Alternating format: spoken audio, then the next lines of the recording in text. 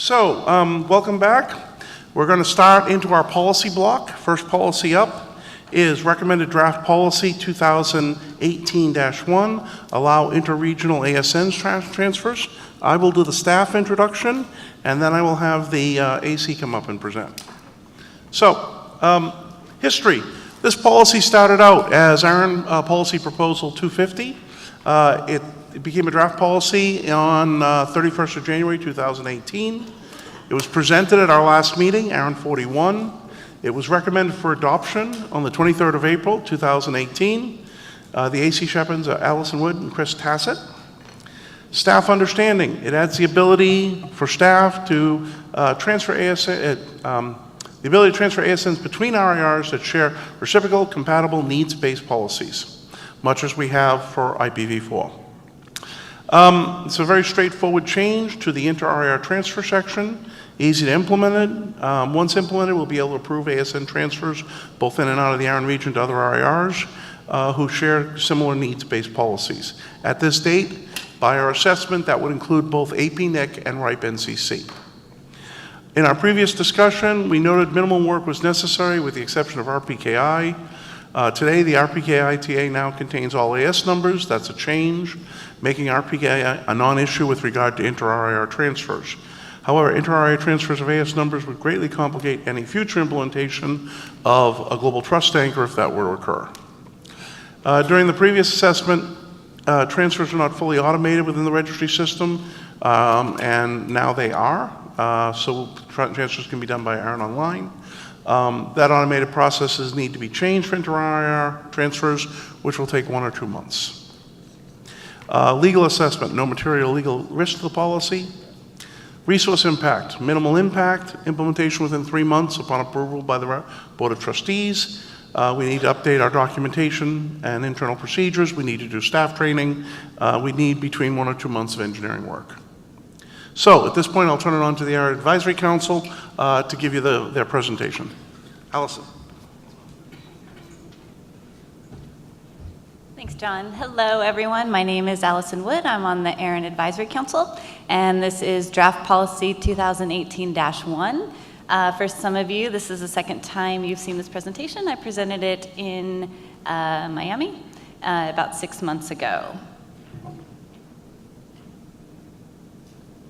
There we go. So the problem statement for 2018-1 is to allow RIR transfers of ASNs between reciprocal RIRs. So today we can transfer IPv4 addresses, but there isn't a policy to transfer ASNs. All right, so the change in the current text would be, right now 8.4 in the NRPM says interregional transfers may take place only via RIRs who agree to the transfer and share reciprocal, compatible, and needs-based policies, and we would change that to include IPv4 and ASNs. Awesome, so I have some points of discussion. Mergers and acquisitions, 2-byte versus 4-byte ASNs, RPKI and ARIN implications that John touched on a moment ago, AP-NIC and RIPE-NCC, the two RIRs that do allow ASN transfers, and the IANA ASN registry issues. All right, so real world possibilities. Let's say that you own a company, you transfer into the RIPE region. You can transfer your address space today, but you cannot transfer your ASN. So this policy would resolve that issue. Again, RIPE and AP-NIC do have reciprocal policies, but ARIN does not. Okay, so we have 2-byte and 4-byte ASNs. So 2-byte ASNs are valuable, and it would benefit network operators if they were able to transfer from one RIR to another. RFC 8092 was passed in February of 2017 that incorporates 4-byte ASNs into the larger BGP communities, but not all network equipment can handle 4-byte ASNs, making 2-byte ASNs and the transfer of 2-byte ASNs much more valuable. So one of the questions that's come up on the PPML is whether we want to just limit this policy to 2-byte ASNs or to incorporate 2-byte and 4-byte ASN. So I would appreciate your feedback at the mics after this presentation regarding how you feel about 2-byte, 4-byte, or anything at all. All right, so ARIN implications, John touched on it a bit. This policy has come up twice in the past, and due to RPKI limitations, it wasn't able to be put through. Just for the technical side of it, all of that's been resolved. So ARIN staff feels this would be an easy implementation if passed. All right, so RPKI, same thing. In the past, the RPKI didn't allow ASN transfers. It wasn't incorporated into it. And now the code does allow for adding all AS numbers, which would allow for AS transfers among RIRs. Okay, so APNIC and RIPE-NCC do allow ASN transfers from other regions. However, I called their help desks about 2 weeks ago. Neither one of them have actually done a transfer to date, but they do have the policies in place. Right, so that may be something that comes up in the future. Their policies have been in for about a year. So IANA. So this was kind of a hot topic in the last 6 months. So the RIRs and IANA are discussing how the top-level ASN registries should be updated. So 2-byte ASNs were just deployed, right, and just sent out to whoever needed them. 4-byte ASNs were actually sent out in contiguous blocks. So there wasn't a tremendous amount of organization in the beginning with 2-byte ASNs, but there is, like I said, blocks that went out for the 4-byte ASNs. And the NRO EC is working with IANA to ensure that a single ASN that is moved from one RIR to another shouldn't have to be reflected in the PTI. So, in the IANA PTI, which helps a lot, right? Which makes it technically possible to do this where it wasn't before. Oh. And I would appreciate questions on this. This may be the last time that this policy is presented to the community in a meeting. So I would love to get your feedback and hear how you feel about this policy. Thank you. You're welcome. Actually, don't run away. Okay, so if you want to discuss this policy, please approach a microphone either in the room or remote participant. If you remote participant, we've had a change now, right? It's in the audience and you'll come up to a mic. Okay, yes. Anybody who can hear the sound of my voice is open to participate in this process. So if you can, you don't need to be a member, you just need to be present. So please, if you have views, even just to say I support or I'm against, that's a great intervention in that. And we will start with remote participation on the front microphone. Jason Schiller, Google ASO AC. I have sympathy for two cases. One, an ISP has downstream customers that cannot support big communities. As a result, their downstream customer with old gear cannot participate in BGP-TE as they cannot encode their upstream ISPs 4-bit ASN into a big BGP community. Second, the same 4-bit ASN using transit provider may want to purchase transit or pair with a network that supports only 2-byte ASN and will not be able to BGP pair. I don't know how big a problem these two are. Thank you. Rear microphone. Yeah, Michael Pettimore's Linux Magic. I just wanted to ask, the language about which RIRs that we would have these agreements, I fully support the concept of transferring ASNs, but I would like to see a little bit of language to protect for the future in case another RIR didn't have the same policies as far as transparency and point of contacts, etc.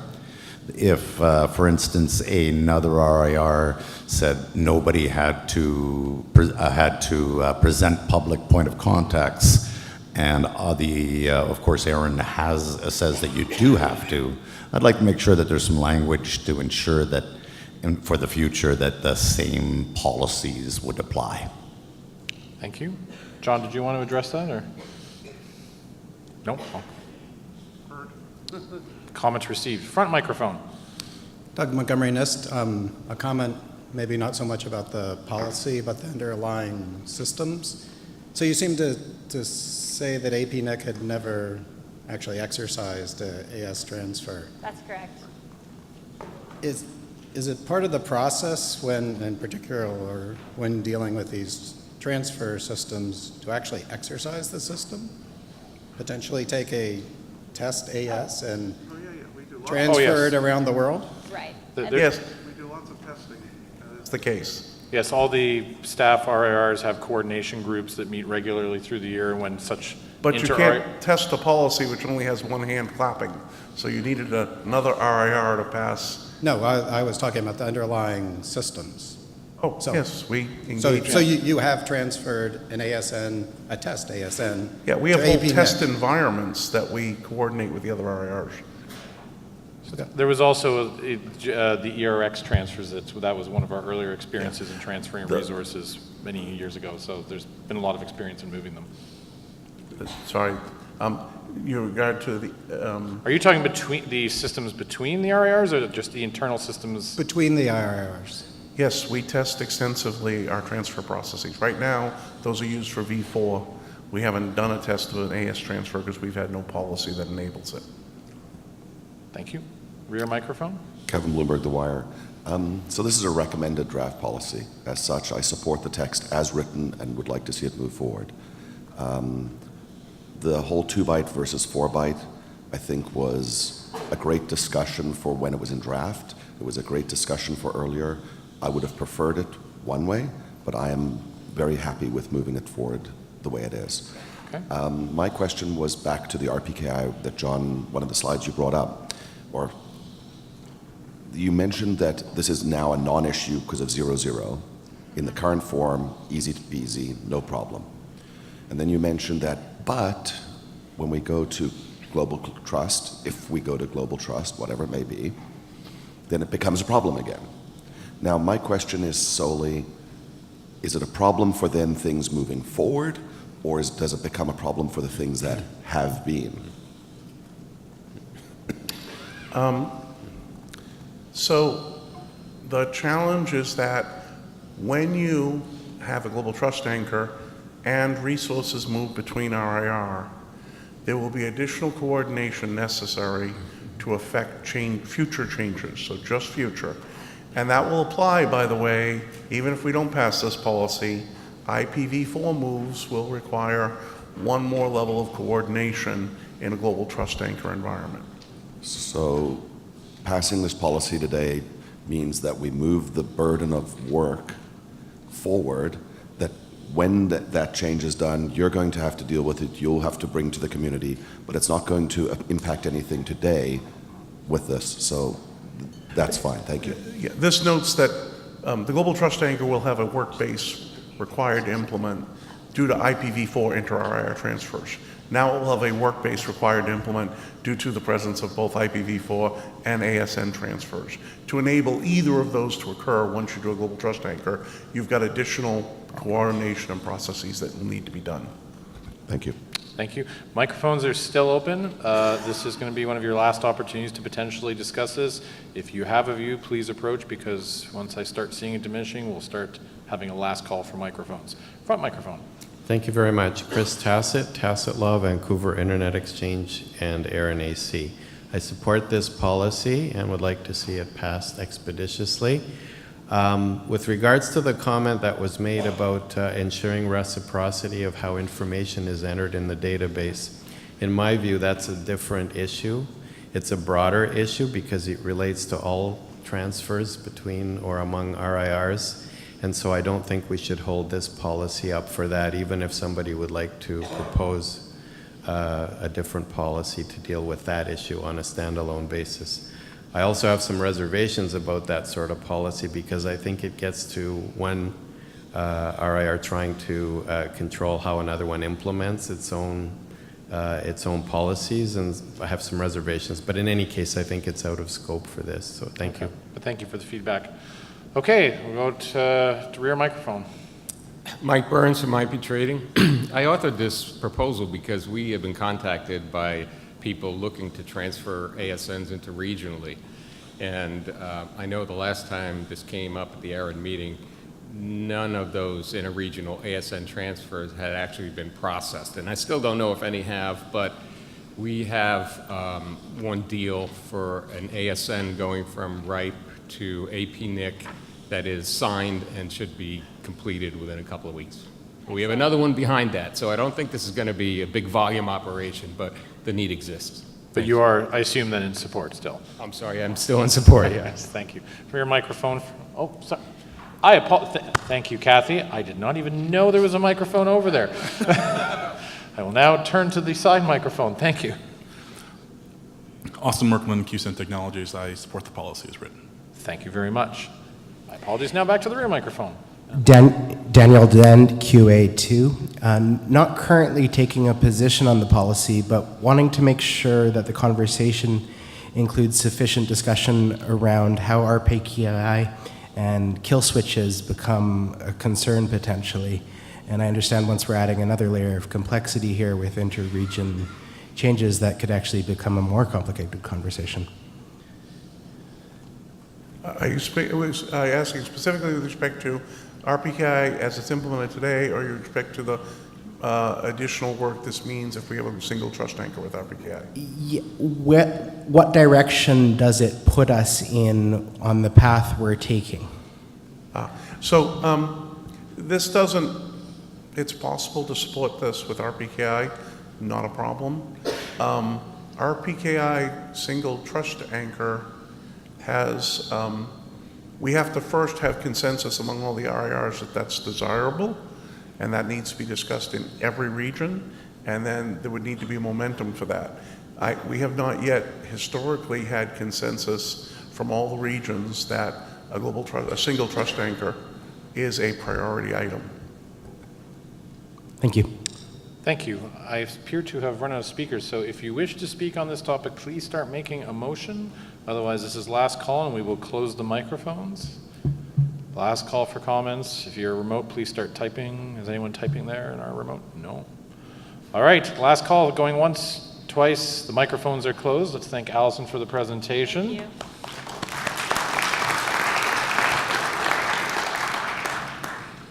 So, as Marek mentioned, there are different types of policies depending on where they are in the policy development process. If you look in the guide, you can find the diagram that shows, and this one is in the very late stages. So at this point, we generally will ask a question or poll of those who are here in the room and remote, whether they are in favor of supporting the policy, whether they are in favor of advancing the policy as written, or whether they are opposed to advancing the policy as written. This information is then provided to the advisory council, who will use it later this week and in their future meetings to decide how to proceed on that. So, if you can hear the sound of my voice, you are able to raise your hand either in favor or against when I ask, or participate remotely. So let's see if we can get a good first showing here on this one. For all those in favor, oh sorry, are my counters ready? I just assume. For all those who are in favor of advancing recommended draft policy ARIN 2018-1 as presented, please raise your hand in the room nice and high. Please keep it up. We have our expert counters counting your hand.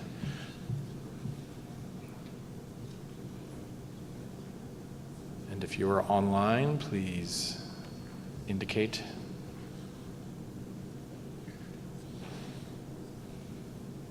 Just another moment, please keep it up. Only one hand, please. Straight up if possible. No waving. All right, you can lower. Thank you. All those opposed to moving the policy forward, please raise your hand nice and high.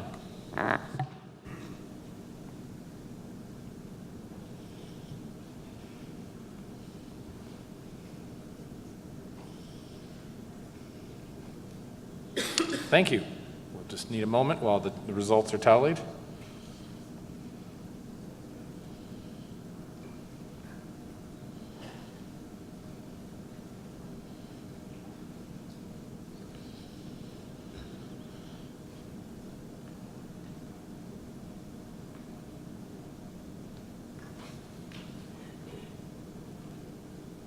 hopefully all of you are looking forward to tonight's excellent social here in Vancouver, and that you'll, if you have time, get out and about. If this is your first time in Vancouver, it's a lovely city. I always love getting out here to Vancouver. And if you're from the US and coming, just remember it's Canadian Thanksgiving, so if you're here for the weekend, it might be quiet. And of course, if you're flying out Friday, well, might be busy. All right, the envelope is on its way. Thank you, Michael. On the question of ARIN 2018-1, allow interregional ASN transfers, the number of people in person and remote, 131. In favor, 49. Against, 2. Thank you for this input, and we'll move on to the next item.